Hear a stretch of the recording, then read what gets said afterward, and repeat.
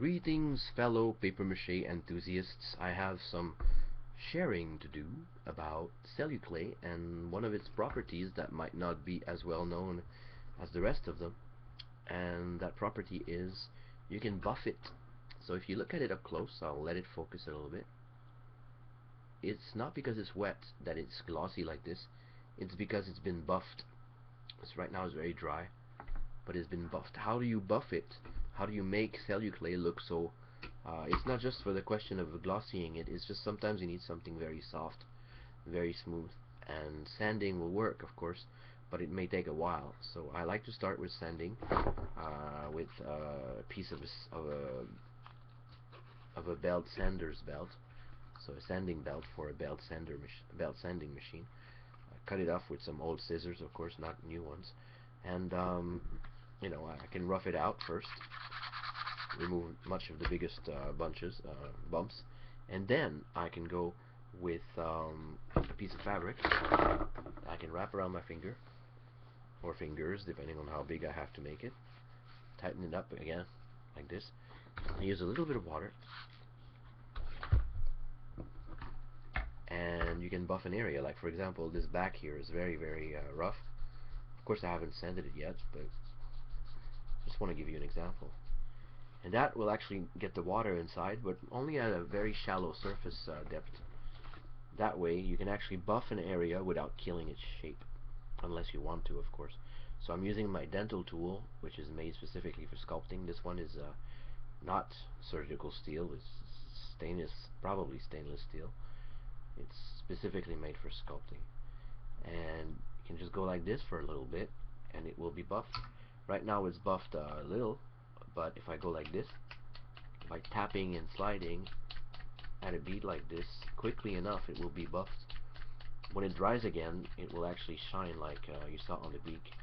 Or I can just keep going until it shines, and it will do that. So that's one application of it, but also I've used that same thing, same option. You might want to put some water on the lid here, or a small container, and just rub your tool into the water. You really want to control how much water you use. And then you might want to go like in between the two parts of the beak here. I wanted to make it smoother, so I went back with this side of the tool and then the flat spear kind of tool on the other end, just to create a much smoother junction between the two lips of the beak. So I did that for a while, and eventually I got the shapes I wanted and the smoothness I wanted. So I wanted to share this with you. But another thing you could do is you can create textures as well. Once your sculpture has the right shapes that you want, I did these lines after the fact. I just re-wetted this area once it was perfectly dry, and this has been dry for days, by the way. I just went with a little bit of water, I rubbed it on, then I went with my tool and I just dug in there. You can also do that with the back of the blade of an X-Acto, for example. If you do that on the dry, it's very difficult. It's almost hard as rock. But if you do it when it's wet, like I just did, where's the area I just did here? I think. Can't even tell anymore.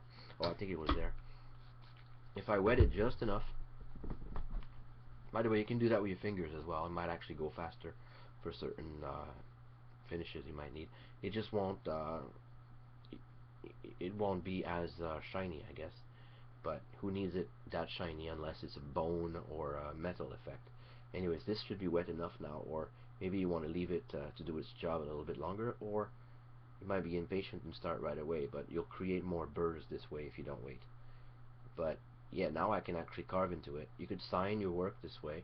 You could create skin folds, or not folds, but skin textures like the elephant skin effect. Those organic X's that keep crossing each other. Like the sculptor Don Lanning calls it the power of the X.